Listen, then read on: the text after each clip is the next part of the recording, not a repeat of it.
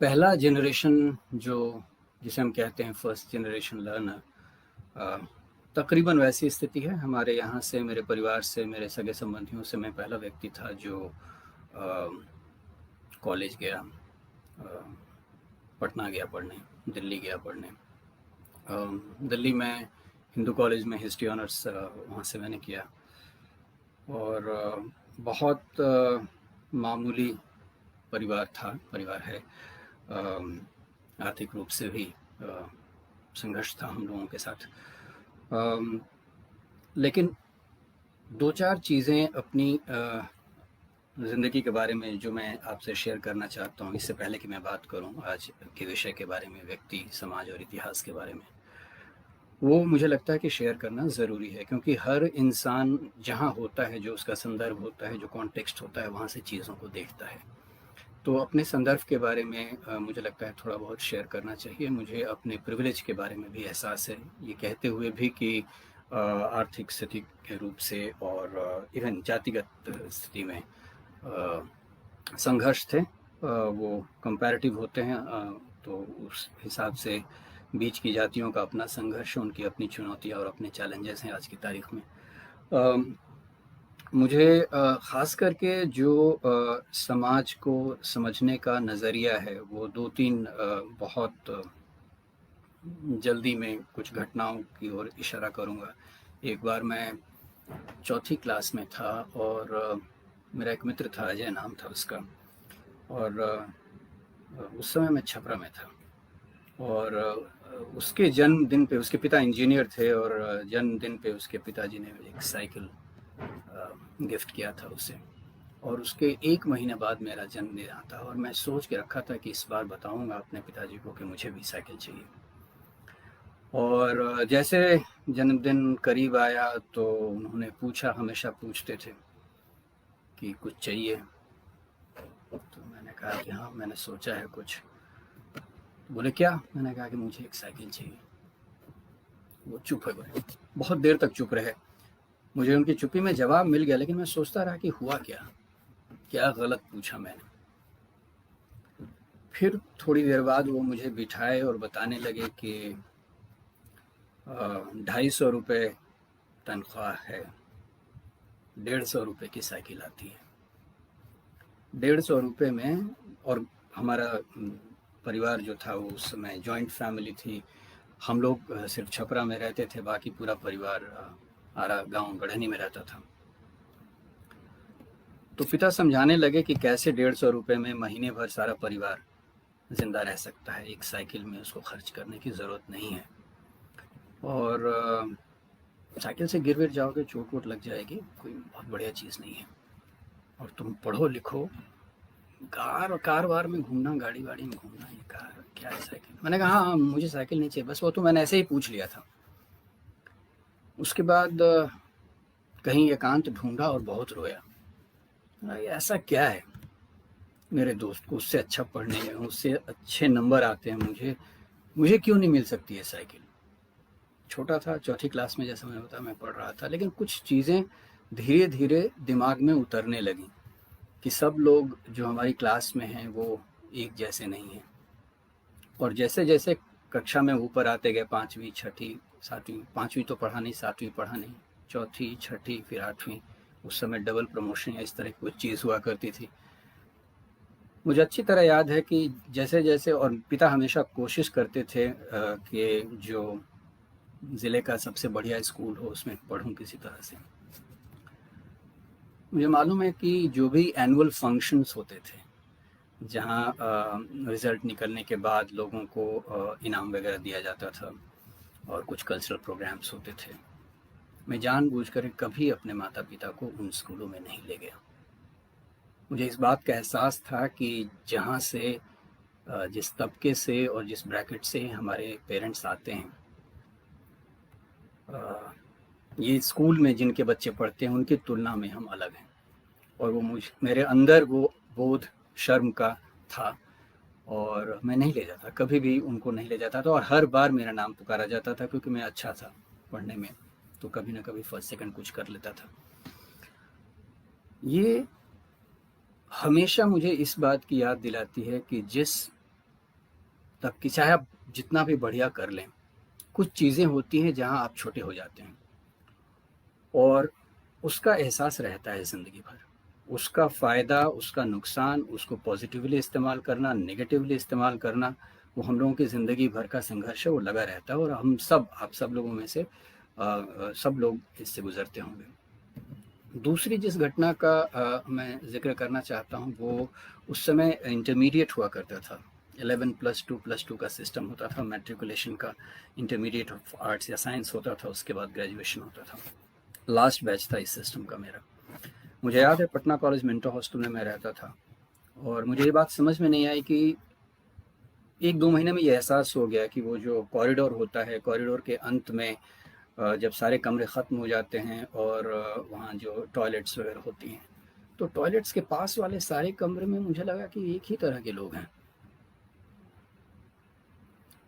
1 महीने के अंदर ये पता चल गया कि वहाँ भी कैसे अ, कुछ और ही शक्तियाँ काम कर रही हैं। रूम के डिस्ट्रीब्यूशन में भी वो जाती है और कौन वार्डन है और कौन कैसे क्या होता है। हम लोगों के समय में पता नहीं अब की स्थिति क्या है। उस समय मुझे लगता है कि ये हमेशा चर्चा होती थी कि पढ़ने में कौन अच्छा है, कॉलेज कौन टॉप करेगा, यूनिवर्सिटी कौन टॉप करेगा। इस तरह की चर्चा में आपको नीचे गिराने की जो शुरुआत और इतनी मतलब वो डिज़ाइन के साथ होती थी कि इसका एहसास बहुत कम लोगों को होगा अगर आपने इसे एक्सपीरियंस नहीं किया है। कैसे उतनी उम्र में, और 16-17 साल की उम्र को इतनी बड़ी उम्र नहीं है कि आपकी दुनिया की तमाम कुटिलताएं आपके अंदर आ जाएं, लेकिन तब भी कैसे कुछ जाति के बच्चों के साथ ये चीज़ें थीं। उनके दिमाग में हमेशा ये रहता था कि कैसे फलाना लड़का कैसे टॉप कर जाएगा। ये तो आप जानते ही हैं, हमेशा भूमिहारों का गढ़ रहा है, राजपूतों ब्राह्मणों का गढ़ रहा है, ये इसी में से किसी को टॉप करना चाहिए। और वो आपको रूटीन के तौर पे हमेशा इस बात को डिस्टर्ब करना चाहेंगे, तंग करना चाहेंगे। उससे मैं गुजरा हूँ और उस समय हम लोगों में उतनी संख्या नहीं थी, बहुत कम लोग रहते थे जो उन कॉलेजेस में या हॉस्टल्स में पहुंच पाते थे, क्योंकि वो नंबर के आधार पे हॉस्टल्स मिलते थे। और मुझे अच्छी तरह याद है कि जो आखिरी परीक्षा, जो आखिरी विषय था, लॉजिक था मेरे ख्याल से, दूसरा पेपर, एक रात पहले मुझे किसी मित्र ने बताया कि आप यहाँ से निकल जाइए, हॉस्टल से निकल जाइए। कल एग्ज़ाम देने से पहले प्लान ये है कि आपके रूम में बाहर से ताला मार दिया जाएगा। उस समय वो खिड़की होती थी, खिड़की में ग्रिल्स लगे होते थे, कहीं नहीं निकल पाएंगे, आप मिस कर जाएंगे या कुछ समय बर्बाद हो जाएगा आपका। तो मैं हॉस्टल छोड़ दिया, रात में बाहर कहीं दूसरे मित्र के यहाँ सोया, आया, एग्ज़ाम दिया, वापस अपना सामान समेटने हॉस्टल भी नहीं आया, वहीं से घर चला गया। रिज़ल्ट निकला, दोस्तों ने खबर की कि भाई रिज़ल्ट देखने मत आओ क्योंकि तुम्हें लोग मारेंगे। और उसकी वाली कोई वजह नहीं थी, सिर्फ यही था कि जितने लोग सोचते थे, जितने जो तथाकथित ऊंची जातियों के विद्यार्थी थे जिनको लगता था कि वो टॉप वॉप करेंगे, वो कहीं दूर दूर तक नज़र नहीं आए। यूनिवर्सिटी में तीसरा नंबर था, कॉलेज का टॉपर था मैं। जो मेरे ऊपर दो थी, एक पटना वुमेंस कॉलेज की लड़की थी, एक मुस्लिम लड़की थी। तो ये दो चीज़ें जो है मुझे लगता है कि परिभाषित करती हैं बहुत हद तक कि किस तरह से मैं बढ़ा, किस तरफ जो पढ़ाई को या पढ़ाई की समझ के इस्तेमाल को कैसे देखना और सोचना चाहिए। इसमें इन तरह की छोटी छोटी घटनाओं का अक्सर बहुत रोल हुआ करता है, भूमिका हुआ करती है। ये मैं शेयर करना चाहता था आपसे। जब मैं पहुंचा हिंदू कॉलेज, तो आप जानते हैं वो बहुत एलिट कॉलेज है और महात्मा गांधी की ग्रेट ग्रैंड डॉटर और अडवाणी और you name it, Bharat Ram, जितने इंडस्ट्रियलिस्ट और पॉलिटिकली बड़े बड़े हेवी वेट, सबके बच्चे पढ़ते थे वहाँ पे। और मैं मैं भी था वहाँ पे और मुझे तो अक्सर दिक्कत होती थी, तकलीफ़ होती थी, क्योंकि अंग्रेज़ी थोड़ी बहुत समझता था, अंग्रेज़ी में बोलता नहीं था। सारे क्लास, सारा मीडियम ऑफ इंस्ट्रक्शन इंग्लिश में था। मुझे एक दिन की घटना याद है, उसके बाद मैं मौके पे ये विषय पे लौटूंगा कि एक प्रोफेसर थे, शिमला के रहने वाले थे, प्रिंसली राजघराने से संबंध था उनका, इंग्लैंड में पढ़े लिखे थे। तो उन्होंने कुछ हमें काम कर ट्यूटोरियल लिखने के लिए दिया था और कहा था कि अगले हफ्ते इस पे बात करेंगे, सब लोग लिख के आओ। मैंने भी लिखा। 8 लोगों का एक ग्रुप हुआ करता था। उस ग्रुप से पता नहीं क्या हुआ, उन्होंने मुझे कहा कि अरुण पढ़ो, तो मैंने अपना पढ़ना शुरू किया। आधा पढ़ा होगा, उन्होंने मुझे बीच में रोक दिया और कहा कि it's a good thing to take help of your seniors. Senior लोगों की, सीनियर स्टूडेंट्स की आप मदद लेते हैं, अच्छी बात है, लेकिन मुझे अच्छा लगता है कि आप खुद लिखते हैं। मतलब ये क्या है, कॉम्प्राडोर बुर्जुआजी, फाइनेंस इम्पेरियलिज्म, इस तरह के बड़े बड़े शब्द। मेरा तो बल्ब जो है वो बस बुझ गया वहीं पे, पता नहीं घंटी कैसे बीती, पसीने वसीने आने लगे। पीरियड ख़त्म होने के बाद मैं पीछे दौड़ा, प्रोफेसर साहब का हाथ पकड़ा। मैंने कहा कि मुझे सब कुछ आता है, मैं आपको बताता हूँ क्या होता है कॉम्प्राडोर बुर्जुआजी और फाइनेंस इम्पेरियलिज्म। आप अंग्रेज़ी में पूछते हैं, मुझे अंग्रेज़ी में बोलना नहीं आता है। He was so embarrassed. He was a thorough gentleman. He didn't realize that somebody could have knowledge of these. For us, it was a very basic concept because उससे पहले मेरा जो इत्तेफाक था वो 9वीं 10वीं क्लास से मार्क्सवाद वगैरह की तरफ हो गया था। मैं किताबें पढ़ता था। लेकिन पूरे साल मुझे ऐसा लगा कि मैं गलत जगह पे आ गया हूँ।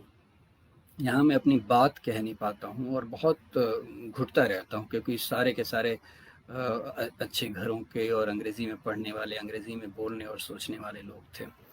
तो मैंने सोचा कि ठीक है, 1 साल किसी तरह से देख लेते हैं शहर वहर, थोड़ा लाल किला विला घूम लेते हैं, कुतुब मीनार देख लेते हैं, फिर घर चले जाएंगे। तो किसी तरह से वो साल बीता।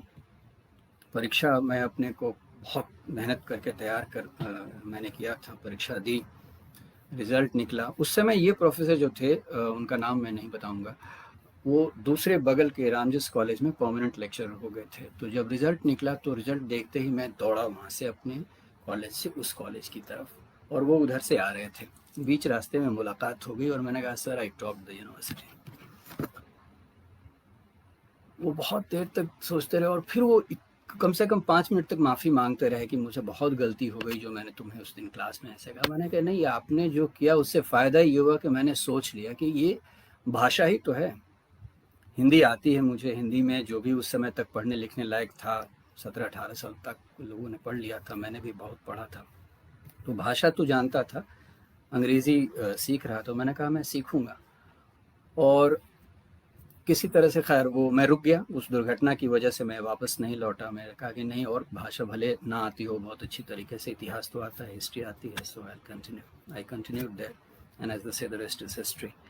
वहाँ से मैंने कंप्लीट किया, और अगले सभी ख़त्म करने के बाद एक 6 साल का स्कॉलरशिप था। उस समय यूएसएसआर हुआ करता था, सोवियत यूनियन। मैं मॉस्को गया, 6 महीने तक रुका, फिर मैंने कहा देख लिया जो देखना था मुझे, और मैं वापस आ गया छोड़ के। फिर एमए ख़त्म किया, एमफिल किया, और एमफिल पूरा नहीं किया। एमफिल पार्ट 1 का रिज़ल्ट निकला था। ख़त्म करने के बाद स्कॉलरशिप मिला, मैं और यूएसए चला गया, New York, state university of New York. वहाँ से पीएचडी की। पीएचडी करने के बाद जब वो पूरा दौरान जो एजुकेशन और जो आपका इंट्रोडक्शन होता है एजुकेशन सिस्टम से, तो मुझे लगा कि मैं अब हिंदुस्तान जाके यूनिवर्सिटी में नहीं पढ़ा पाऊँगा, और वापस आया। 1 साल जो आईएस एकेडमी है मसूरी में, वहाँ पे असिस्टेंट प्रोफेसर के रूप में था, फैकल्टी सोशियोलॉजी का। लेकिन वो एक्चुअली मैं अपने पीएचडी को किताब में बदलने का काम कर रहा था, लिख रहा था। लेकिन मुझे लगा कि यूनिवर्सिटी में मैं नहीं पढ़ा पाऊँगा, तो फिर मैं डेवलपमेंट सेक्टर में, ये एनजीओ सेक्टर में विकास के काम में लग गया, और तब से इसी क्षेत्र में हूँ। इतना लंबा चौड़ा परिचय मैं इसलिए देना चाहता था कि मैं जो भी आगे अपनी बात कहूँगा उसको आप इस संदर्भ से देखिए कि मैं कहाँ से आ रहा हूँ, और मुझे लगता है कि ये एक ज़रूरी है ईमानदारी के तौर पे शेयर करना। मुझे लगता है कि हम सब लोग जो जाति के सवाल से, और मैं ख़ास करके इस बात से अवगत हूँ, मुझे इस बात का एहसास है कि हम में से बहुत सारे लोग जाति के सवाल पर पोजीशन ऑफ पावर से बात करते हैं। और मुझे लगता है कि थोड़ा सा जो दलित के मुद्दे पर या आदिवासी के मुद्दे पे, जो दलित नहीं हैं, जो आदिवासी नहीं हैं, वो किस तरह से अपनी बात रखें, ये मुझे लगता है कि बहुत ही सेंसिटिव इशू है, और इसके बारे में सेंसिटिविटी के ऊपर और बहस होनी चाहिए। मुझे लगता है कि हमें इस बात का एहसास होना चाहिए कि जो दलित के बारे में बोले वो दलित हो, दलित की तरफ से स्पोक्स पर्सन हों, जो आवाज़ और जो नॉन दलित है उसका काम सुनना है। अगर आप ऊंची जाति के हैं और आपने आइडियोलॉजिकल पोजीशन लिया है कि जाति व्यवस्था गलत है या दलित के साथ अत्याचार हो रहा है या आदिवासियों के साथ गलत व्यवहार हो रहा है, तो वो पोजीशन एक आइडियोलॉजिकल पोजीशन हो सकता है, पॉलिटिकल पोजीशन हो सकता है, इमोशनल पोजीशन भी हो सकता है। कई बार आपकी बात को लोग सुनेंगे क्योंकि आप पोजीशन ऑफ पावर से, आप ऊंची जाति से हैं। आप इस बात का एहसास रखिए, इसका पॉजिटिवली इस्तेमाल कीजिए। अगर लोग आपकी बात सुन रहे हैं तो आप कहिए, लेकिन जहाँ भी ये मौका उपलब्ध है, मौजूद है कि दूसरे लोग अपनी बात कहने के लिए, अपने को रिप्रेजेंट करने के लिए वहाँ उपस्थित हैं, तो आपका काम है सुनना। मैं ये चीज़ क्लियर करना चाहता था कि मैं उस पोजीशन ऑफ पावर को समझता हूँ और बीच में हूँ, ऊंची जाति का नहीं हूँ, दलित नहीं हूँ। आगे जो मेरे पास समय है, 2-3 चीज़ों को मैं आपसे शेयर करना चाहता था। मुझे लगता है कि इतिहास को समझना और समझाना बहुत ज़रूरी है, इतिहास को बदलने के लिए और वर्तमान को बदलने के लिए और भविष्य को बनाने के लिए। इतिहास वो चीज़ है जो ख़त्म हो गई है, लेकिन वो हमारे साथ ज़िंदा है। अगर जातिवाद आज भी है तो इतिहास ज़िंदा है, अगर अत्याचार अब भी चल रहे हैं तो इतिहास ज़िंदा है। जो संस्कार की बात हम करते हैं, जिससे लोगों को बड़ा और छोटा ठहराया जाता है, तो मरा नहीं है, इतिहास अब भी जिंदा है। इसके लिए इतिहास को समझना बहुत ज़रूरी है।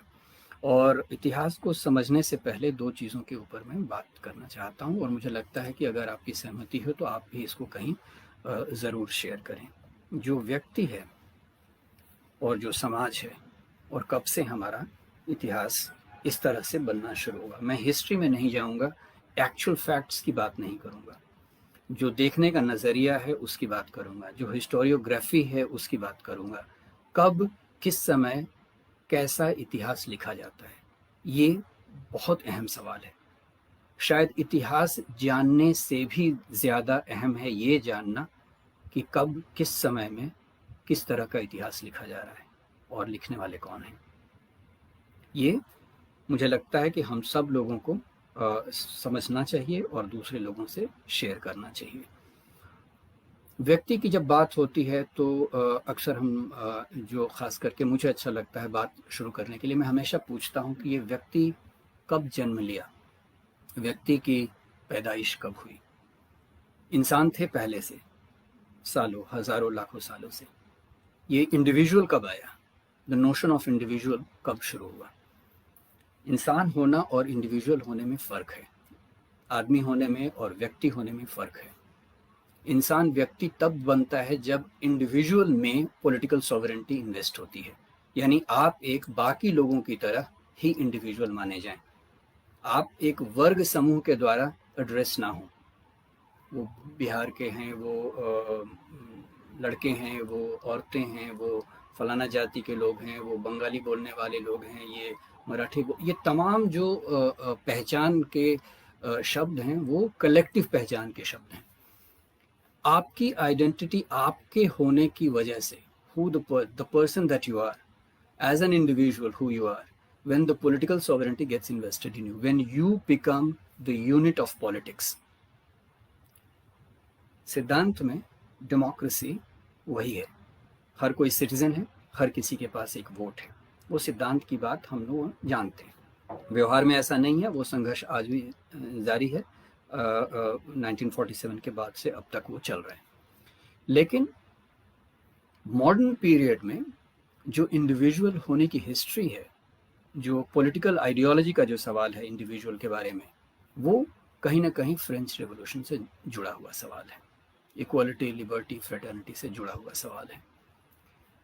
जो राजवध का सवाल है, डी साइड जिसे कहते हैं, कि जब मोनार्की होती है, राजतंत्र होता है, तो राजा होता है और राजा पैदा होता है शासन करने के लिए, ऐसा हमें बताया जाता है।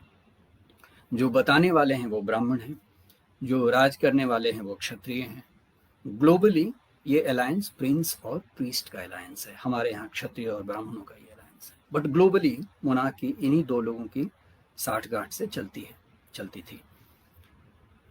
जो राजवध का सिद्धांत है, जो डेइसाइड का है कि आप राजा के खिलाफ विद्रोह नहीं कर सकते हैं, राजा की हत्या नहीं कर सकते हैं, राजा के खिलाफ जाना, ब्राह्मण के खिलाफ जाना, समय के खिलाफ जाना, ये सब ईश्वर के साथ विद्रोह था। यानी ईश्वर के रूप में हमने देखने, ईश्वर की तरह देखने लगे हम लोग, हम ब्राह्मण को भी और क्षत्रिय को भी, राजा को भी और पुरोहित को भी। जब डेमोक्रेसी शुरू हुई ग्लोबली एक आइडिया के तौर पे, तो इस चीज को खत्म किया गया और कहा नहीं, व्यक्ति जो है वो मूल में है और तमाम राजनीति इस व्यक्ति के इर्द गिर्द होनी चाहिए। इसका हक क्या है, इसका रिप्रेजेंटेशन कौन करेगा, और तमाम लोगों के बीच में बराबरी हो।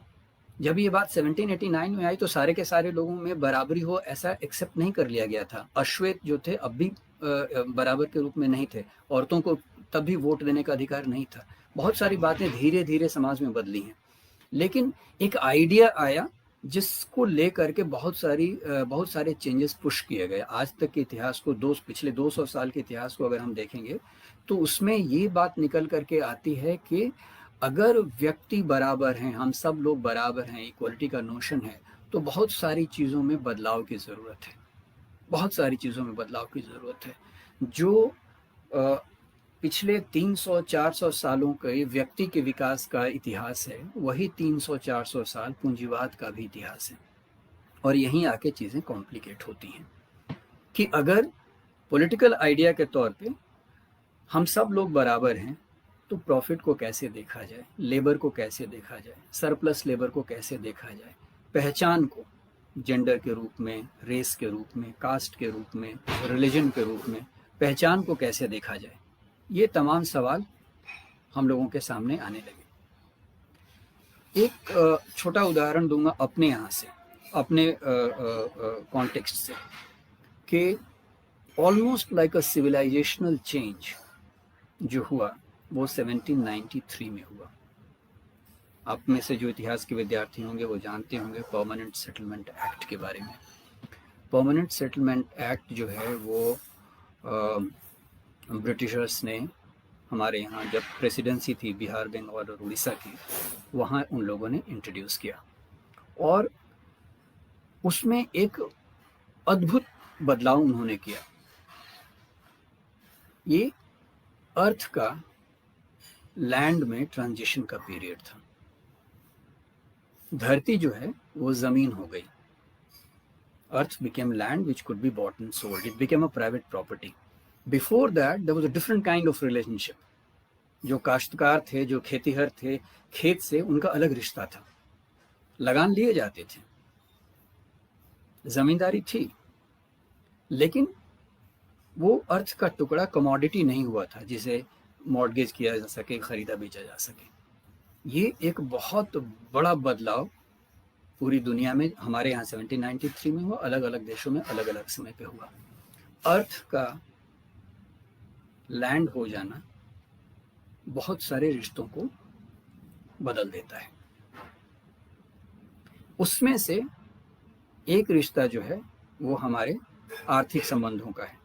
एक दूसरे के साथ, हम लैंड के साथ जो जुड़े हुए लोग हैं, जो खेतीहर थे, मजदूर थे, वो बाकी जो उत्पादन करने वाले लोग हैं उनके साथ उनका क्या रिश्ता होगा, और उत्पादन के आधार पर जो लोग जी रहे हैं उनका क्या रिश्ता होगा। 1 मिनट के लिए मैं ये जरा उठता हूँ, दरवाज़ा बंद करता हूँ, एक सेकंड।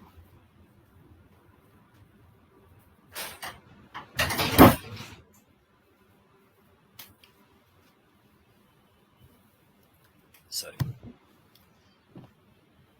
ये जो ट्रांजिशन हुआ अर्थ से लैंड की तरफ, इसका इतिहास बहुत हद तक एक तरफा लिखा गया है। जो आज़ादी की लड़ाई से जुड़े हुए जो काम हैं, हिस्ट्री के जो वर्क हैं, वो इसको एक तरीके से देखते हैं कि कैसे प्रिंसली स्टेट्स पे अटैक हुआ, कैसे ब्रिटिशर्स आए, कैसे उन्होंने नए तरीके से ज़मींदारी प्रथा को शुरू किया, और जो यहाँ काम करने वाले लोग थे उनके साथ किस तरह की दिक्कतें आईं। आर्थिक रूप से इसका इतिहास लिखा गया है और बढ़िया इतिहास लिखा गया है। जो इतिहास लिखा जाना बाकी है वो ये है कि जो लोग, जो जातियाँ जुड़े हुए थे खेती से और अर्थ से जो जुड़े हुए थे, उनका इस बदलाव से उनकी ज़िंदगी में क्या फ़र्क पड़ा और कितनी तरह की चेंजेस आए, कितने तरह के बदलाव उनकी ज़िंदगी में आए, उसका इतिहास अभी लिखा जाना बाकी है। और ख़ास करके दलित और आदिवासी संदर्भ में इस इतिहास को लिखे जाने की ज़रूरत है। जब मैं इस बात को कहता हूँ कि अपनी पहचान के हिसाब से जो आधुनिक भारत का निर्माण हो रहा है, उसको एक दानेदार दृष्टि से देखने की ज़रूरत है, तो मैं ये कहने की कोशिश कर रहा हूँ कि जो इतिहास लिखा हुआ है उसको पढ़ने की ज़रूरत है और उसको बदलने की ज़रूरत है, नया इतिहास लिखने की ज़रूरत है। आप में से जानते होंगे बहुत सारे लोग कि आज़ादी की लड़ाई का इतिहास जिस तरह से लिखा गया है, मैं आप सब लोगों से गुजारिश करूँगा, अगर आप लोगों ने बहुत करीब से स्कूल टेक्स्ट बुक को नहीं देखा है तो उसे पढ़िए। स्कूल टेक्स्ट बुक को पढ़ना राजनीति की किसी भी किताब को पढ़ने से ज़्यादा इम्पोर्टेंट है। दुनिया के तमाम शासक वर्ग स्कूल की टेक्स्ट बुक पर, कॉलेज यूनिवर्सिटी पे कम, स्कूल की टेक्स्ट बुक्स पर बहुत कड़ा नियंत्रण रखते हैं, क्योंकि वहीं से बच्चे के ऊपर जो उसकी स्कूलिंग होती है, उसके सोचने की प्रक्रिया होती है, उसके ऊपर कंट्रोल और कब्जा शुरू होता है। आप उन किताबों को देखेंगे, खास करके दूसरी कक्षा से लेकर 12वीं तक तमाम सब्जेक्ट्स, उसको जब मैंने इस फील्ड में, डेवलपमेंट फील्ड में मैंने काम शुरू किया था, तो 97-98 से 2005 तक बहुत सारे स्टेट्स की सिर्फ टेक्स्ट बुक्स पढ़ी मैंने, टेक्स्ट बुक को डिकंस्ट्रक्ट करना कि किस तरह का नागरिक, किस तरह का युवक, किस तरह का भविष्य ये देश बना रहा है और उसको कैसे डिकोड किया जाए, कहाँ कहाँ बदलाव लाने की ज़रूरत है। जब हम कहते हैं कि आप जब जाति व्यवस्था के खिलाफ लड़ते हैं या शासक वर्ग के खिलाफ लड़ते हैं, तो you are also fighting against an number of institutions, and those institutions are held together by various ideas. Schooling is one idea and one very important idea, and we need to engage with that. किस तरह की चीज़ों को पढ़ाया जा रहा है बच्चों के साथ, बच्चों को स्कूलों में। अभी कुछ दिनों से 10 सालों में, 15 सालों में कुछ बदलाव कहीं कहीं कुछ स्टेट बुक्स में, स्टेट टेक्स्ट बुक्स में आना शुरू हुआ है। अभी बतख मियां अंसारी आ गए हैं, तो पंचू सैनी आ गए हैं। ये सब चीज़ों से हम लोगों का कुछ रिसर्च का पहले से लेना देना था और स्टेट जो SCERT जो बोर्ड था उस पर प्रेशर देना कि जो समानांतर कहानियां हैं, जो दूसरे नैरेटिव्स हैं आज़ादी के, सिर्फ अंग्रेज़ों से आज़ाद हो जाना ही आज़ादी नहीं थी। बहुत सारे लोग अंग्रेज़ों के साथ साथ और भी कई चीज़ों से आज़ादी चाहते, जाति प्रथा से आज़ादी चाहते थे, ज़मींदारी से आज़ादी चाहते थे, बेगारी से आज़ादी चाहते थे, गरीबी से आज़ादी चाहते थे। उन लोगों के बारे में और आज़ादी की उन लड़ाइयों के बारे में भी चर्चा होनी चाहिए। थोड़ा सा उसका ज़िक्र मैं अपनी किताब से करूँगा जब मैं इस बात को थोड़ा सा और खोल करके आपके सामने रखूँगा। जो नेशन स्टेट बनने का सफ़र है उसको प्रॉब्लमेटाइज़ करने की ज़रूरत है। यानी जो देश बना, जो देश 1947 में हमें मिला, वही एकमात्र विकल्प नहीं था। इसका दूसरा रूप भी हो सकता था, और दूसरा रूप क्या हो सकता था ये हम तभी कह पाएंगे जब हमारे पास 1947 से पहले की दूसरी नैरेटिव्स मौजूद हों, और उन नैरेटिव्स को, उन कहानियों को, उन एफर्ट्स को हम अपने बच्चों तक ले जाएं और कहें कि देखिए निर्घिन राम इस आज़ादी के लिए नहीं, किसी और आज़ादी के लिए लड़ रहे थे, कवि कैलाश किसी और चीज़ के लिए लड़ रहे थे। दूसरे तरह की इमेजिनेशंस और इमेजरीज मौजूद थी। सब लोग सिर्फ पॉलिटिकल फ्रीडम नहीं चाहते थे। तो इसके लिए मुझे लगता है कि व्यक्ति, समाज और इतिहास के लिए जो हमारी पहल होनी चाहिए, जो हमारी शुरुआत होनी चाहिए, वो बच्चों से होनी चाहिए। और अक्सर मैं देखता हूँ हमारे मित्र जो एक्टिविज़म में हैं, सोशल एक्टिविज़म में हैं, उनका अगर समय देखें 24 घंटा या 365 दिन साल के, तो बहुत कम समय बच्चों के साथ बिताते हैं। बहुत कम समय बच्चों को क्या पढ़ाया जाए इसके विषय पर सोच पाते हैं। मुझे लगता है थोड़ा समय हमें निकालना चाहिए बच्चों के बारे में बातचीत करने के लिए, बच्चों के साथ भी बातचीत करने के लिए। मुझे लगता है कि अगर हम स्कूल में पढ़ाई जाने वाली चीज़ों को ध्यान में रखें और उसके ऊपर चर्चा करें, तो और जो अगली पीढ़ी होगी उसके पास ढेर सारा एविडेंस और बहुत सारी कहानियाँ होंगी, पैरेलल होंगी, काउंटर कहानियाँ मौजूद होंगी, बहुत सारी चीज़ों के खिलाफ काउंटर करने के लिए। तो मैंने जो अपना काम किया था पीएचडी पे, वो जो मेरी किताब है वो पता नहीं आप देख पाएंगे कि नहीं इसको, rewriting the language of politics, किसान से कॉलोनियल बिहार।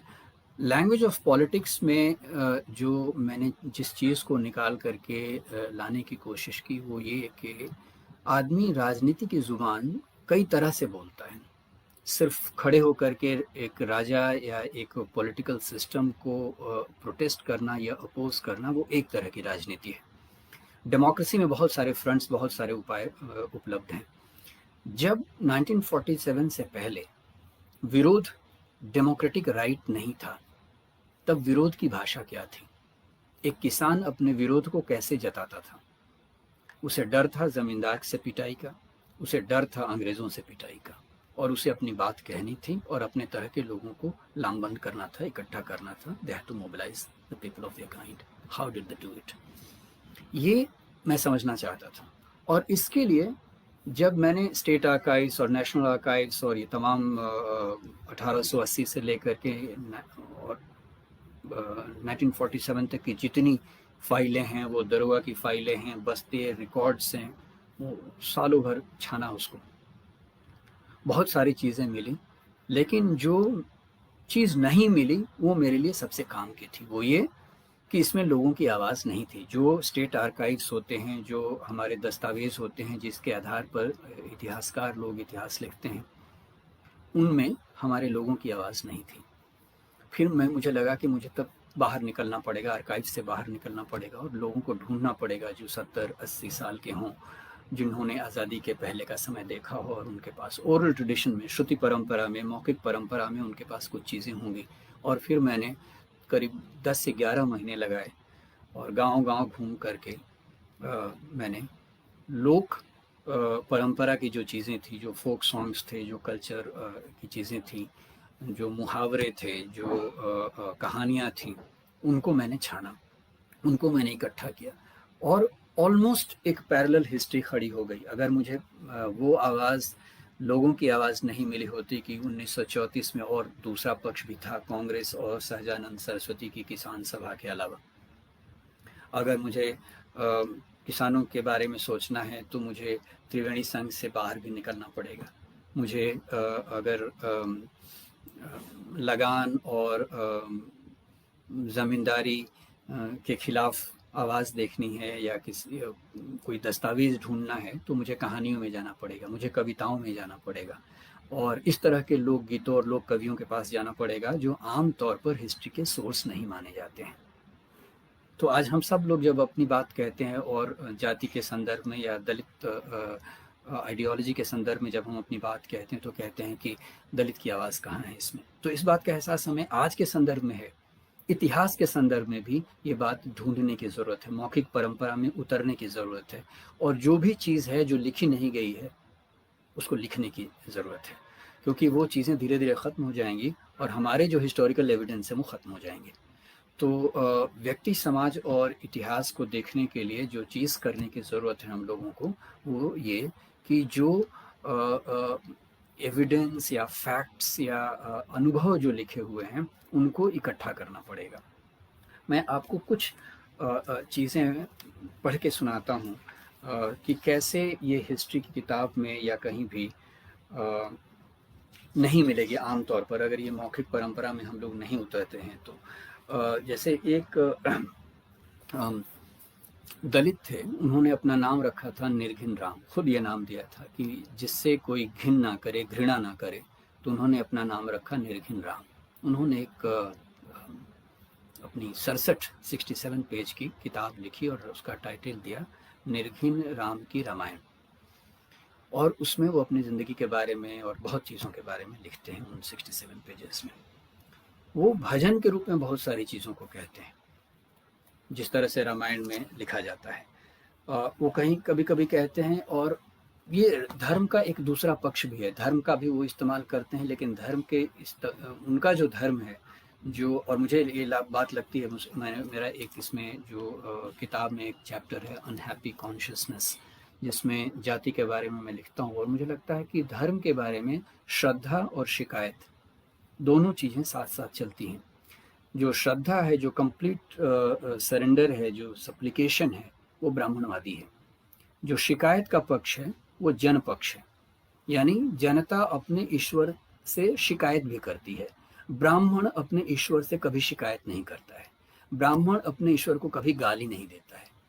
जनता के धर्म में ईश्वर के साथ ये सब कुछ होता है। तो ये जो धर्म को देखने का नज़रिया है वो भी तब आएगा जब हम लोक साहित्य की तरफ जाएंगे, और जो शायद लिखा हुआ नहीं होगा। वो जैसे कहते हैं कि हमनी के बेरिया निठुर भइले बनवारी, कृष्ण सुदामा के दरिद्र हटवले, मड़ई से कैले अटारी, हमनी के बेरिया निठुर भइले Banwari. What is basically saying कि जब हम लोगों की बारी आती है तो कृष्ण जो है निष्ठुर हो जाते हैं। ब्राह्मण सुदामा को तो गरीब से अमीर बना दिए, उसकी मड़ई को अट्टालिका बना दिए, लेकिन जब हम लोगों की बारी आती है तो निष्ठुर हो जाते हैं। अब एक एथीस्ट के रूप में इसको हम कैसे देखें?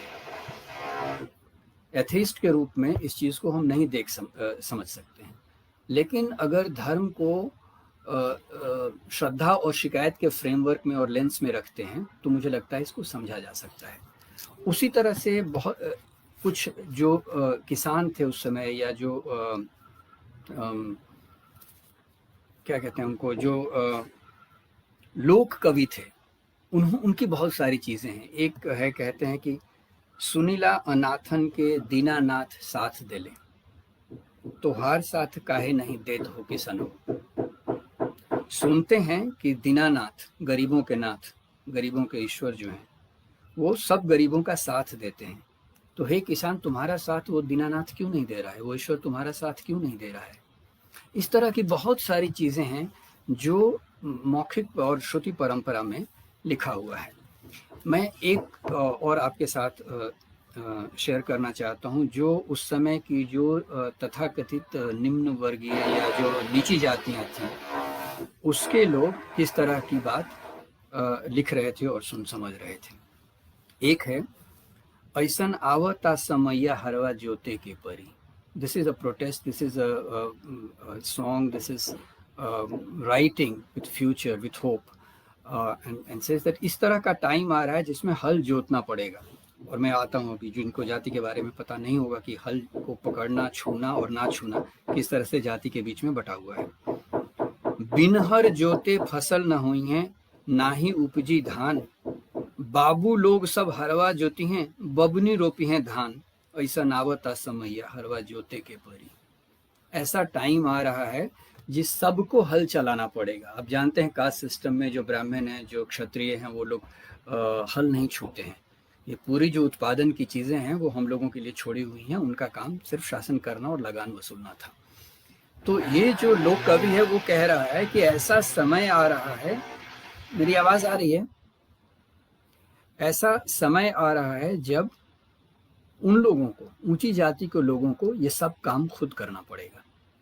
मैं ऐसा देख रहा हूँ वो समय आता हुआ आज़ाद भारत में, जब जो बबुनी, उनकी जो औरतें हैं वो धान रोपेंगी, और जो ये बाबू लोग हैं वो हल चलाएंगे, जो अभी तक नहीं करते हैं। तो ये सिर्फ एक मैं उदाहरण देना चाहता था, एक सिर्फ ग्लिम्प्स देना चाहता था कि अगर हम पैरेलल नैरेटिव खड़ा करना चाहते हैं तो हमें कुछ और करना पड़ेगा। अभी जो एग्जिस्टिंग नैरेटिव है उसका क्रिटिसिज्म हम करते हैं और बहुत पावरफुली करते हैं। मेरा सबमिशन ये है कि वो इनफ नहीं है, वो ज़रूरी है लेकिन इनफ नहीं है। जो ब्रह्मैनिकल विजन या लेंस है उसको क्रिटिक करना ज़रूरी है, लेकिन वो इनफ नहीं है। अगर हमारे पास चीज़ें नहीं हैं तो दूसरी स्ट्रेटजी अपनानी होंगी। फ़िलहाल मुझे जो लगता है कि हमारे पास चीज़ें हैं और उसको उभार करके लोगों तक लाना चाहिए और नैरेटिव्स उसके ऊपर हम लोगों को बनाना चाहिए। धर्म और जाति के बारे में 2 छोटी-छोटी बातें मैं कहूँगा और फिर हम आगे बढ़ेंगे। मैं जो एक बहुत इम्पोर्टेंट चीज़ बताना भूल गया, मैं खुद नास्तिक हूँ, धर्म में विश्वास नहीं करता, ईश्वर में विश्वास नहीं करता, लेकिन बहुत सारे जो लोग हैं, जो निचली जातियों के लोग हैं, वो धर्म का सहारा लेते हैं लड़ने के लिए, धर्म के खिलाफ और ब्राह्मणवाद के खिलाफ। इस बात से मैं परिचित हूँ। सिर्फ लिबरेशन थियोलॉजी नहीं, अपने यहाँ भी इस्तेमाल हुआ है, बुद्धिज़्म का इस्तेमाल हुआ है, कबीर के रास्ते पे चलने वाले लोगों ने इस्तेमाल किया है।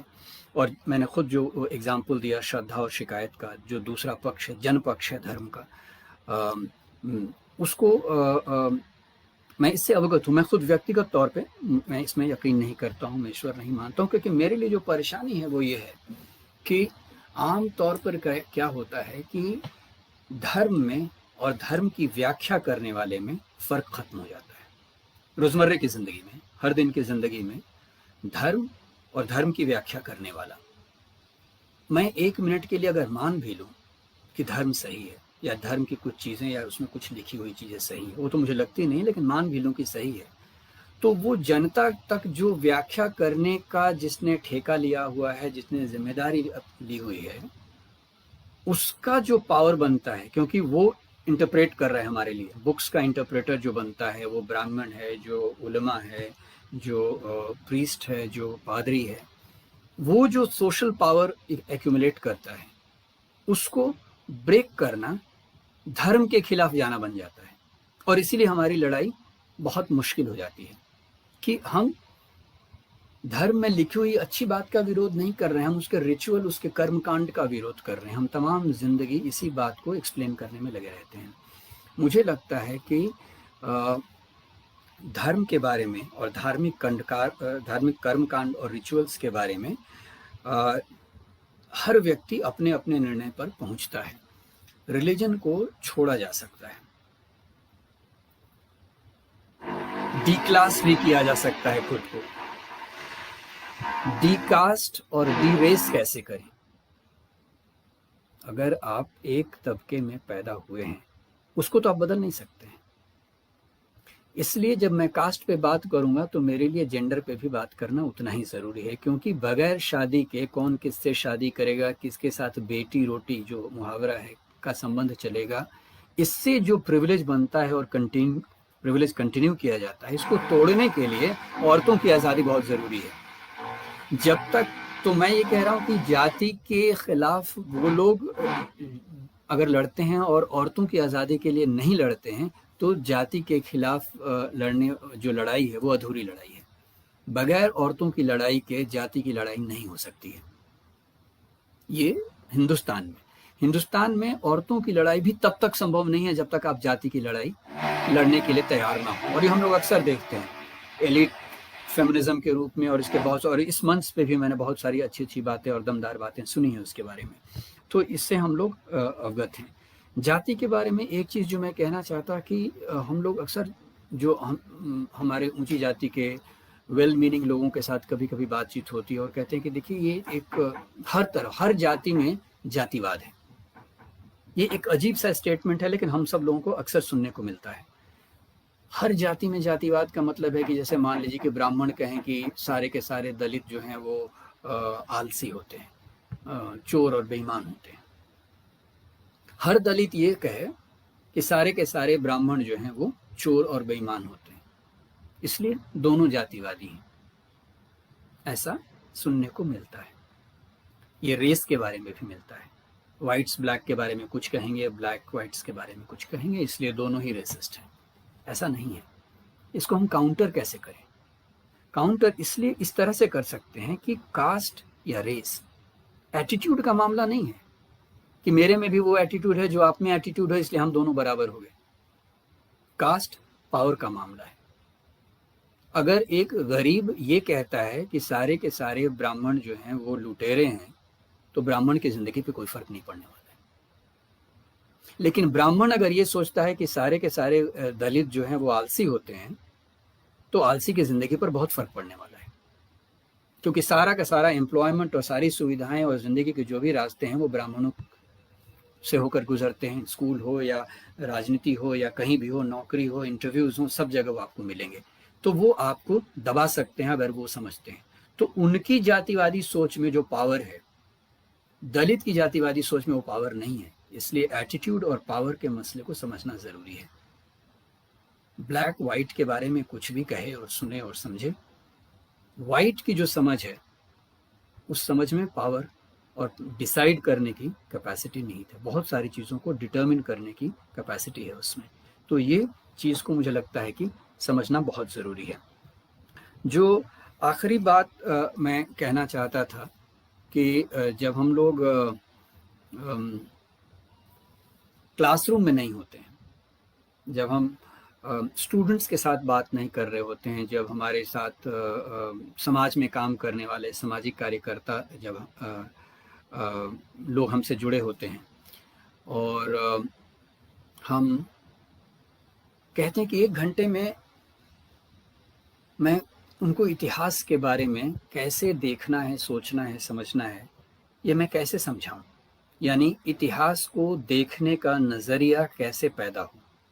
इतिहास को पढ़ने के लिए तो पूरी ज़िंदगी भी शायद कम है, लेकिन इतिहास को देखने का नज़रिया कैसे हासिल किया जाए, वो हमारे कॉन्टेक्स्ट से कैसे आता है। जैसे मैं एक बार दिल्ली में जो बहुत सारे स्कूल्स के हिस्ट्री के टीचर्स थे, उनका एक वर्कशॉप ले रहा था कि इतिहास को कैसे पढ़ाया जाए। और जैसे एक फ्लो चार्ट होता है, उस एक पेज पे मुझे समझाना था कि इतिहास को कैसे पढ़ाया जाता है और कैसे पढ़ाया जाना चाहिए, और इतिहास को देखने का नज़रिया क्या होना चाहिए। तो मेरे दिमाग में एक बात आई और मैंने कहा कि देखिए, 2 तरह की कोठियाँ हैं। एक ज्ञान की कोठी है, एक अनाज की कोठी है। दोनों कोठियों पे कब्जा करने की लड़ाई जो है वो इतिहास की लड़ाई है। जो ज्ञान की कोठी है उस पे ब्राह्मणों का राज्य रहा है, हमारे यहाँ चर्च का कहीं और, शेख सैयदों का कहीं और। तो अनाज की जो कोठी है वो सिर्फ ग्रेन या खाने की अनाज की बात मैं नहीं कर रहा हूँ, वो मटेरियल संसाधनों की मैं बात कर रहा हूँ। तो ये ज्ञान की कोठी और अनाज की कोठी पे कब्जा करने की जो बात है, उसी में सारा इतिहास लिखा हुआ है, लाठी में और बात में। लाठी राजा है, शासन है, क्षत्रिय है, प्रिंस है। इसको मारना नहीं है, राजा के खिलाफ विद्रोह नहीं करना, ये बात है। और ये बात ब्राह्मण कह रहे हैं, ये पृष्ठ कह रहे हैं। तो ये अलायंस बना, हम तुम्हारी रक्षा करेंगे, तुम हमारी रक्षा करो, तुम हमारे बारे में भला कहो, हम तुम्हारे बारे में भला कहेंगे। इन्हीं चीजों से अभी तक का इतिहास चलता रहा है कि अगर कोई शासन करने के लिए पैदा हुआ है, आराम की जिंदगी जीने के लिए पैदा हुआ है, तो समाज में ये भी बात बताना बहुत जरूरी है कि कोई सिर्फ काम करने के लिए पैदा हुआ है, नहीं तो फिर वो एग्जिस्ट नहीं कर पाएगा। तो इसीलिए तमाम जो उत्पादन करने वाली जातियां हैं वो छोटी हो गई, जिसको हम अपर कास्ट और लोअर कास्ट कहते हैं। वो एक्चुअली में लोअर्ड कास्ट है, लोअर कास्ट नहीं है, उनको नीचा किया हुआ है।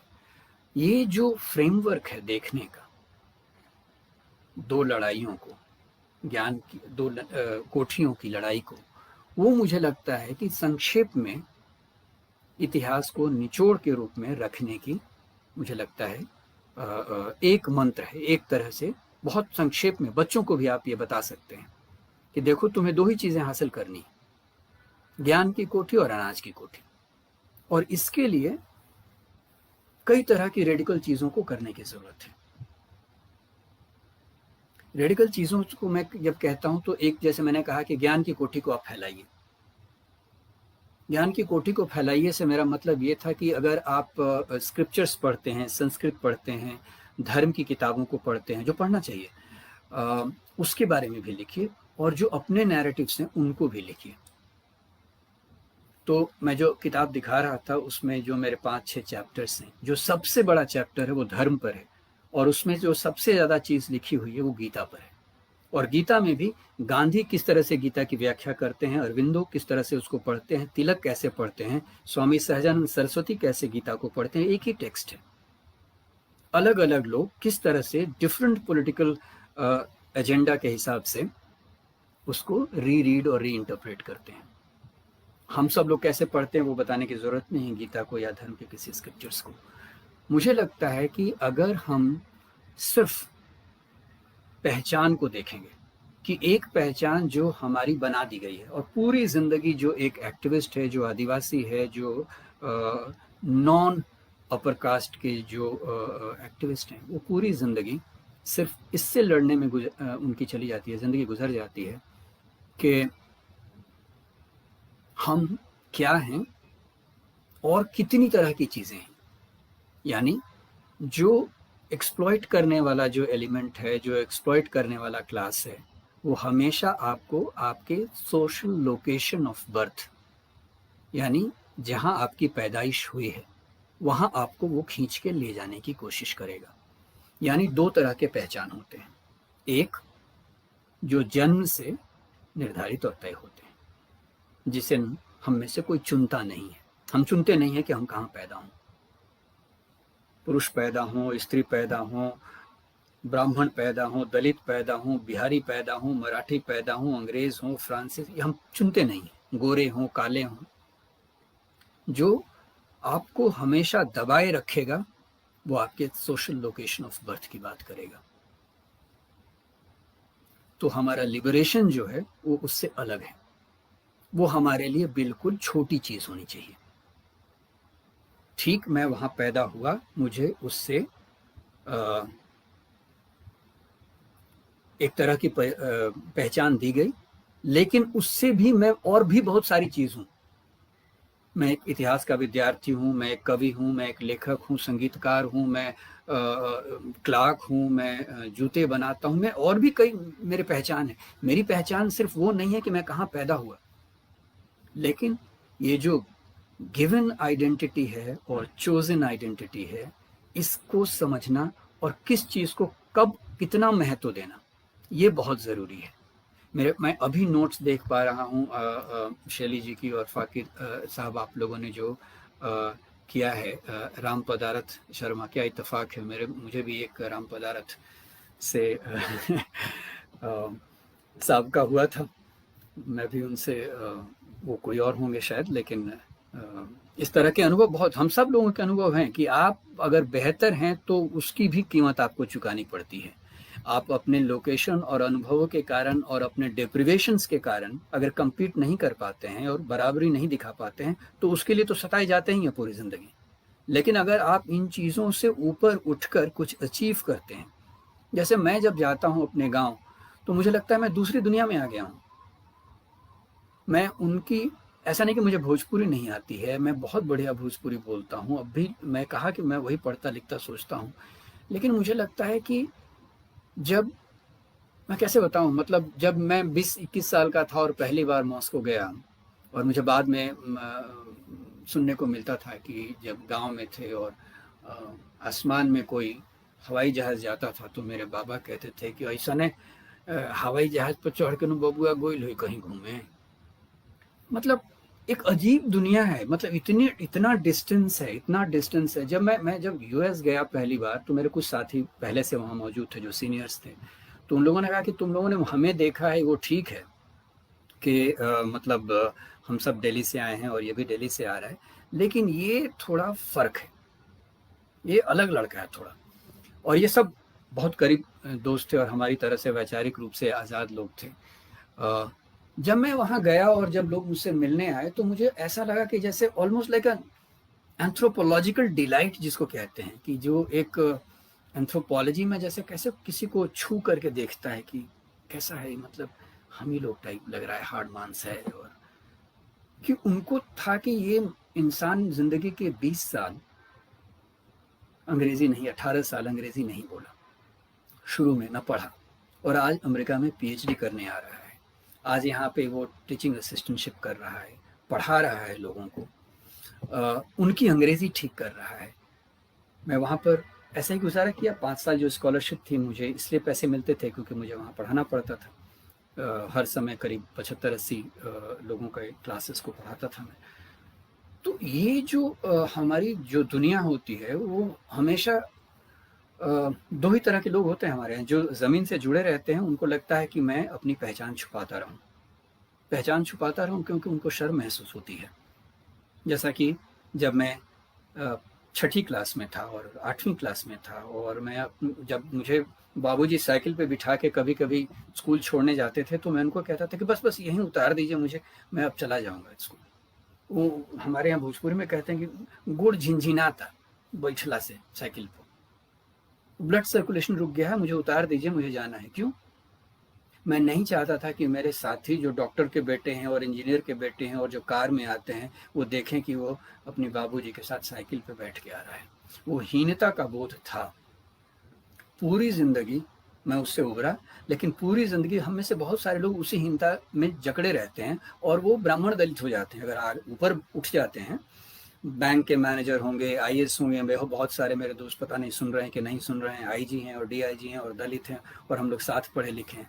बहुत सारे लोगों के हाथ में वो तमाम धागे और सत्यनारायण भगवान की कथा और तमाम चीज़ें घुस जाती हैं। मुझे उनके दलित होने से नहीं लगता है कि कुछ दलित समाज को होने वाला है फ़ायदा। अगर ऊपर बढ़ना है तो मुझे लगता है कि पहचान के सवाल को फिर से दानेदार दृष्टि से देखना पड़ेगा, उसकी ज़रूरत है। एक चीज़ जो जिसके लिए हम सब लोग क्या कहते हैं उसे स्ट्रगल करते हैं, वो ये है जिसको हम कहते हैं डाउट, शक, संदेह, खास करके एक्टिविस्ट लोगों के साथ। और ये मैं बहुत विनम्रता के साथ हाथ जोड़ के ये बात आप तब सब लोगों से कहता हूँ कि हमारी ज़िंदगी से वो जो शक है, जो संदेह है, खास करके अपनी जानकारी के ऊपर, अपनी शिक्षा के ऊपर, अपनी बात के ऊपर, वो धीरे धीरे कम होने लगती है। उसके कई कारण हैं और फ़ाकिर साहब हैं, बहुत लोग मनोविज्ञान को अच्छी तरह से समझते हैं, इसलिए मैं उस चीज़ पर नहीं बातचीत करना चाहूँगा। लेकिन एक तो ये लगता है कि इतना कुछ करने के बाद, इतनी मेहनत करने के बाद क्या हासिल हो रहा है? मैं कुछ कर नहीं पा रहा हूँ, बदल नहीं पा रहा हूँ। तो वो जो एक बेचैनी होती है, और बेचैनी ज़रूरी है, लेकिन वो बेचैनी मिसप्लेस्ड ना हो। जो हज़ारों साल का सिस्टम है, इंस्टीट्यूशन है, उसको अगर मैं अपनी ज़िंदगी में नहीं बदल पा रहा हूँ तो इसकी वजह से मेरे अंदर बिटरनेस नहीं आना चाहिए, सिनिसिज्म नहीं आना चाहिए।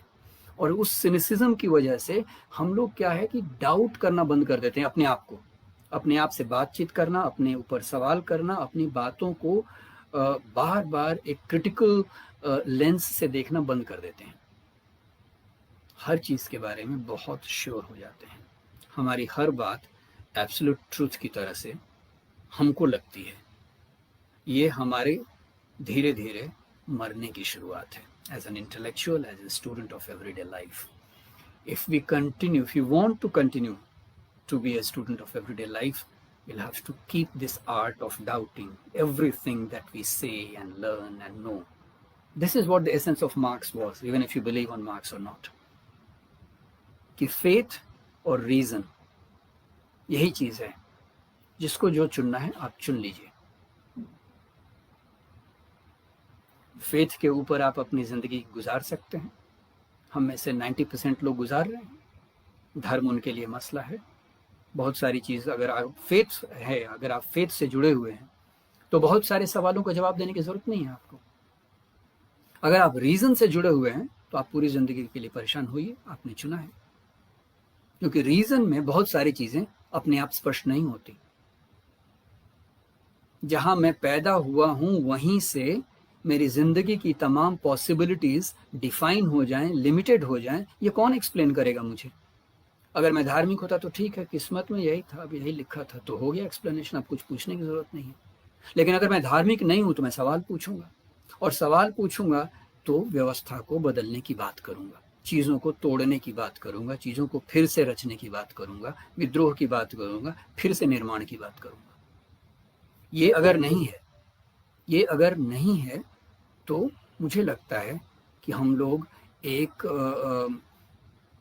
छोटी सी दुनिया जो दिमाग में बनाते हैं उसमें सीमित होकर रह जाते हैं कि मैं जो ब्राह्मणिज्म है, जो कास्ट सिस्टम है, जो एक्सप्लॉयटेटिव सिस्टम है, उससे नाखुश हूँ। लेकिन इसको बदलने के लिए अब मेरे पास सिवाय घृणा के और आक्रोश के और गुस्से के कुछ नहीं है। ये मुझे लगता है नौबत ना आए, इसके लिए ज़रूरी है क्रिएटिव बने रहना, इसके लिए ज़रूरी है हिस्ट्री से, सोसाइटी से क्रिएटिव एंगेजमेंट रहना। और मुझे लगता है बहुत सारी चीज़ें अपने आप हो पाएंगी अगर आप बच्चों से, बचपन से, बच्चों की चीज़ों से एंगेज रखते हैं अपने आप को। वो क्या पढ़ते हैं, वो क्या खेलते हैं, वो क्या सोचते हैं, इससे बहुत सारी चीज़ें बदलेंगी। मुझे लगता है कि अपनी पूरी लड़ाई में बच्चों को छोड़ना नहीं चाहिए। आखिरी बात 1 मिनट के लिए और फिर मैं अपनी बात ख़त्म करूँगा। जब मैं स्कूल टेक्स्ट बुक्स रिव्यू कर रहा था तो एक अजीब सी बात निकल कर के आई। चूँकि रिसर्च का दिमाग था तो जब मैं चीज़ों को देखता था तो एक रिसर्च के नज़रिए से और सारी टेक्स्ट बुक को रिसर्च के एविडेंस और डेटा के रूप में भी देख रहा था। तो जो सवाल होते हैं, कौन, कहाँ, किसने, कैसे, क्यों, कब, ये जो सवाल होते हैं, इन सवालों को मैंने वर्गीकरण किया, क्लासिफाई किया कि दूसरी कक्षा से लेकर के 12वीं तक जो स्कूलों में पढ़ाया जा रहा है, जो तमाम सवाल हैं उनमें से कितनों को किसने, कहाँ, कैसे, जो इन्फॉर्मेशन के सवाल होते हैं, सूचना के सवाल होते हैं। पेड़ पर कौन बैठा था, तो बच्चे को बताना है चिड़िया बैठी थी। इस तरह के जो सवाल, जो इन्फॉर्मेशन और सूचना और जिसको रट लेने की जरूरत है, याददाश्त से जिसका जुड़ाव है, इस तरह के जो सवाल हैं वो 80 से 85% हैं। 80 से 85% जो सवाल जो बच्चों को पढ़ाया जाता है, सिखाया जाता है, वो इन्फॉर्मेशन, सूचना को रिटेन करने के बारे में है। ज्ञान कोई पैदा कर रहा है, आप उसको रिटेन कीजिए। जो क्यों वाले सवाल हैं वो मुश्किल से 15 से 20% है। 10 साल के, दूसरी कक्षा से 12वीं तक के 11 साल के पूरे पाठ्यक्रम को देखने के बाद मुश्किल से 10% सवाल क्यों वाले सवाल हैं। इसलिए मैं कहता था कि ग्लोबली, पूरी दुनिया में टेक्स्ट बुक पर क्यों कंट्रोल रखती है रूलिंग एलीट। वो क्यों के सवाल से आपको नहीं चाहती है एंगेज होना। वो चाहती है हमारे बच्चों को ये रट लेना, कौन कहाँ पैदा हुआ, किसने क्या कहा। आप इंफॉर्मेशन याद रखिए, उसी इंफॉर्मेशन पे नंबर मिलेगा। क्यों आपको रीजनिंग की तरफ, विवेक की तरफ, सवाल की तरफ ले जाता है। ये सवाल, इसी सवाल के साथ मैं अपनी बात ख़त्म करना चाहता हूँ। आप लोगों के साथ अपनी बात शेयर करने का मुझे मौका मिला, मुझे बहुत खुशी हुई। बहुत सारे लोग आए और मैं फिर से आप सब लोगों से कभी जुड़ना चाहूँगा। किसी और चीज़ पे अगर बात करने की ज़रूरत हुई तो मैं बातचीत करने के लिए समय निकालने की कोशिश करूँगा। मुंबई में और स्वयंसेवी संस्था के साथ काम करता हूँ।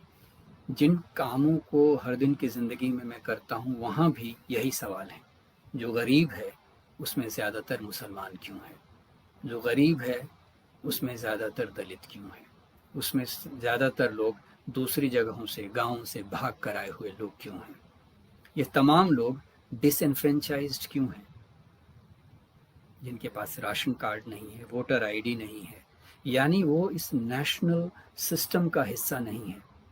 तो जो नेशन स्टेट हमने बनाया जिसमें सबको एक समान अधिकार था, व्यक्ति होने के नाते, वोट रखने के नाते, नागरिक होने के नाते, रोज़मर्रे की ज़िंदगी में ऐसा नहीं है। जितने स्लम्स हैं, जितने भी गरीब लोगों के रहने वाली बस्तियां हैं शहरों में, उसमें से बहुत ज़्यादातर लोग डिसएनफ्रेंचाइज्ड हैं, जिनकी नागरिकता ना के बराबर है, ना अधिकार है, ना वेलफेयर सिस्टम में मांगने का कुछ हक है। तो अपनी ज़िंदगी में जो हालांकि डेवलपमेंट का वर्क है, हालांकि वो एनजीओ का वर्ड है, मैं तो एक्टिविस्ट नहीं हूँ और पॉलिटिकल विचार रखता हूँ, लेकिन पॉलिटिक्स के जो खुले रूप में जो मंच होते हैं और काम करने का जो अवसर होता है वो मेरे पास नहीं है। लेकिन जिन लोगों के पास है, मैं उनसे बराबर ये अनुरोध करता हूँ कि लोगों को लोग, व्यक्ति को व्यक्ति, नागरिक को नागरिक बनाने की ही लड़ाई अभी बाकी है। भविष्य को सुंदर बनाने और बेहतर बनाने की लड़ाई तो अभी दूर की बात है। मुझे एक व्यक्ति के रूप में कबूल किया जाए, एक सिटीजन के रूप में कबूल किया जाए, और जो बाबा साहब का संविधान है और उसमें जो फंडामेंटल राइट्स हैं, वो बेसिक राइट्स तो कम से कम मुझे दी जाए। ये लड़ाई वहाँ पर आ गई है। ये वापस 40s और 50s में के दौर में हम लोग गए हैं। अब ये देश फिर से परिभाषित हो रहा है, तमाम चीज़ों को बदलने की कोशिश हो रही है। बाकी फिर कभी मिलेंगे। मैं अपनी बात यहाँ ख़त्म कर रहा हूँ। थैंक यू शैली और फ़ाकिर साहब। अगर कुछ और होगा तो आप कुछ लिखेंगे तो मैं जवाब दूंगा। फ़िलहाल यही शेयर करना चाहता था। बाकी जो मित्र देख रहे हैं इस चीज़ को, मैं उन सब से विदा लेता हूँ। Thank you very much for watching this. It was really a pleasure talking to all of you. I think it was a wonderful platform and I'll continue to listen to all of you. Thank you. Bye bye.